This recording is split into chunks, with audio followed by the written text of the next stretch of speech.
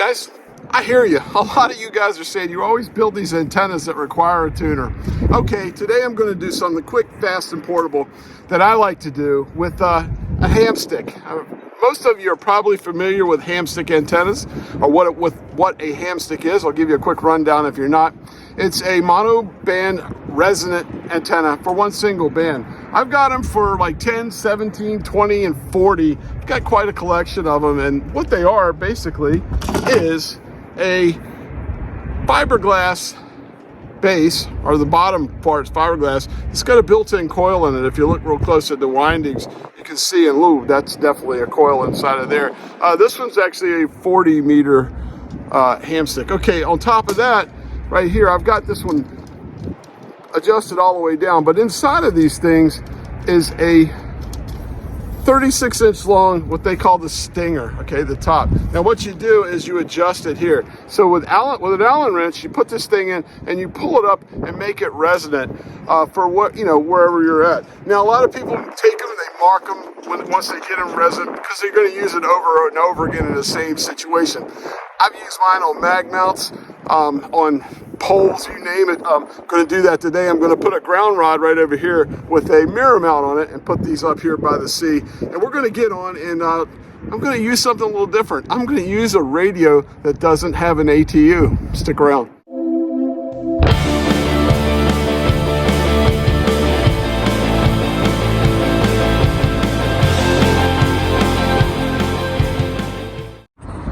Okay, here's the setup. You can see it's a piece of 50-foot coax running into my Jeep. I'm using 16 gauge speaker wire, just one wire, about 5 meters long. It's down on the top of the salt water. It's kind of strapped to a pool noodle. I don't think we can see it. It's kind of up under the boardwalk here, under the seawall. There is my, it's a ground rod that I have a mirror mount on, and there is the HamStick mounted on it, as you can see. And then there it is. This is the 20-meter HamStick I'm going to start with. So that's it. That's Norfolk over there. This is my marina here, right, kind of like right across from where I live here in Portsmouth, Virginia. As you can see right here, here's the adjustments. So we've got a Allen screw there, Allen head screw that adjusts it. So we're going to go in and check SWR and kind of adjust that part up and down so we can get going and get on the air to see how well we can do with this. First, we'll start off with is the 20-meter HamStick. Okay, this is what I use to analyze my antennas with. It also doubles as a great little QRP radio. This is the Zygu X5105. I'm not going to use this radio today other than to just look at the SWR. As you can see on the sweep here, the SWR sweep, as we get to a, it's not perfect. It's over 2, kind of where I want it. So it looks to me like it's going down and it's getting more resonant the higher we go. So I believe what we're going to have to do is lengthen it, make it a little longer, and see if that works.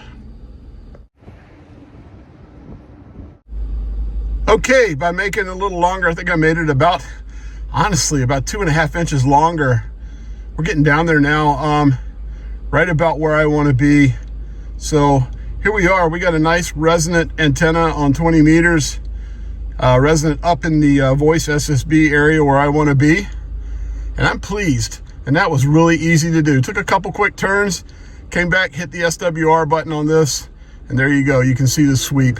This is where this radio excels. I love this little radio, and it has really just become my analyzer. It's all I use it for now. I'll probably get out in the summer on the beach with it and go QRP, but there you go. All right, let's hook up the radio.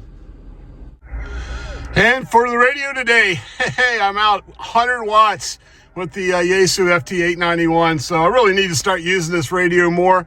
So here you go, running it with my 20 amp hour LiFePo 4 battery. So there we go. We're going to rock and roll with the Yaesu FT891. Let's see if we can make some contacts. Will do. This is Kilo Golf 9 at Juliet Factor. Is that Kilo 4 Oscar Golf Oscar? Kilo 4 Andy and Oscar? Yeah, Kilo 4 Oscar Golf Oscar. You're 5'9" into the harbor of Norfolk, Virginia. Really good. Okay, well, got it. You're 59 at the Kilo 432 Wisconsin. QSL? QSL, thanks for the activation. Have a good one, 73. Thanks for having me down. I appreciate it. This is Kilo Golf 9, Juliet Factor Z. Whiskey Zulu for Germany. Calling CQ and listening. Kilo 4 Oscar, Golf, Oscar. Kilo 4 Oscar Golf Oscar. Very good evening or afternoon, and thank you for the shout. Name here is Don Dogation Nancy, and we're located just south of Cape Kennedy, Florida, a little town called Melbourne. Okay, cool. A lot of POTA going on here in the States right now. It's the afternoon, 20 meters is the POTA band. It is just wall-to-wall POTA, as a matter of fact. So nothing wrong with that. It was cool to make a few contacts. I'm going to swap this thing out real quick. I do have a 17-meter HamStick with me, so I'm going to go put it up and get on 17 for a little bit and see how that works. Okay, right out of the bat, what I did was I took the upper part, what they call the stinger, the metal part, the rod. I took it out of the 20 and just screwed it into the 17 without any adjustments, and that's where I'm at, and that's where I'm going to stay at. That was easy, quick, and I'm going to go see if we can do something on 17 meters. Kilo Golf 9, Victor Bravo Papa, where is it? Kilo 4 Oscar, Golf, Oscar. Kilo 4 Oscar Golf Oscar 57 Wisconsin. Okay, that was quick and easy, and a whole lot of POTA going on 17. I'm sure 40 is going to be the same way, but you want to know what?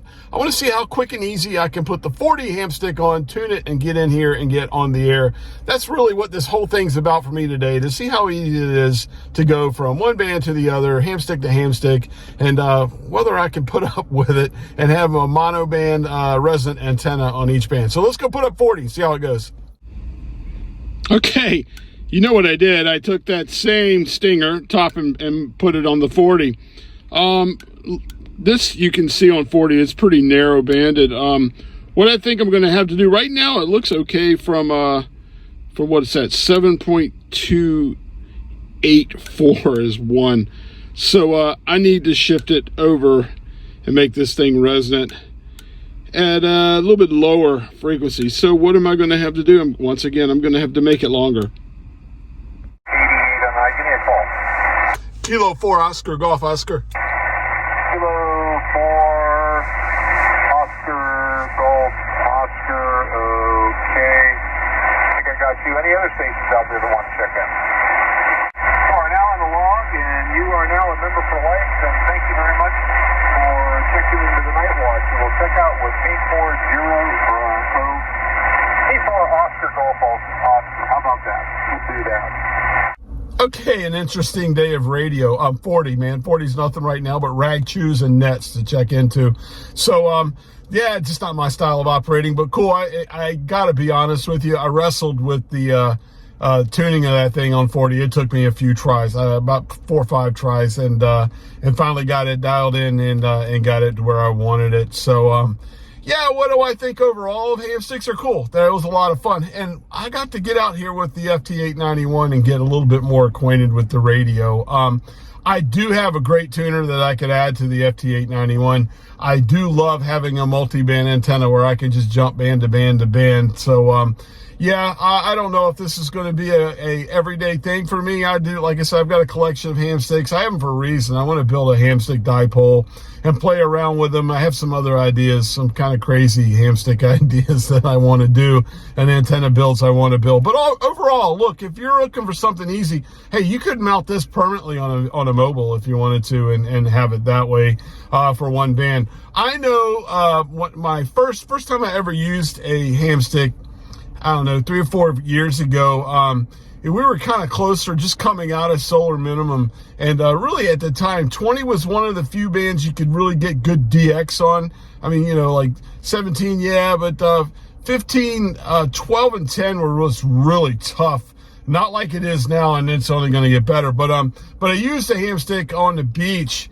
a 20-meter HamStick on the beach, and had a blast with it. It was during a contest. Matter of fact, the X5105 that I have with me, I used it on the beach and was just blasting into Europe with it, with the 20-meter HamStick. So they are cool. They're fun to use, and I like the fact it was like going from 20 to 17 was real quick and easy for me because I didn't have to do a lot of work on it. But getting the 40-meter HamStick on there and going. It took me a little bit of work, but all in all, it's a day of ham radio and it's a day of fun. I like the Shark brand. I know MFJ makes them, and with differences they make, they're all the same, and I'm not trying to sell you on one brand or the other. The first one I ever bought was the Shark, so I just kept buying Shark brand HamSticks, but they're pretty cool. And like I said, it got me out of my comfort zone out here with the 100-watt radio, forcing me to make that antenna resonant, and that's really the exercise of the day for me and what I was trying to do. Hey, if you like HF radio, hey, I got a couple messages, and I'm going to reply to one of them right now. I know I sound cynical sometimes at the end of these, and I don't mean to be, but someone said that I needed to go to college and learn more because I didn't know what I was doing, or something to that extent. It really just started giving me a bunch of grief. And I said in the reply, nice and easy, look, I'm not an expert. I'm not an expert. I'm just a guy who's putting myself out here learning and experimenting with ham radio. If you want to learn and experiment with me, maybe give me some constructive criticism without, telling me I need to go to college. I've already been to college. Please like and subscribe. I'm Walt, K4OGO 73, my friends.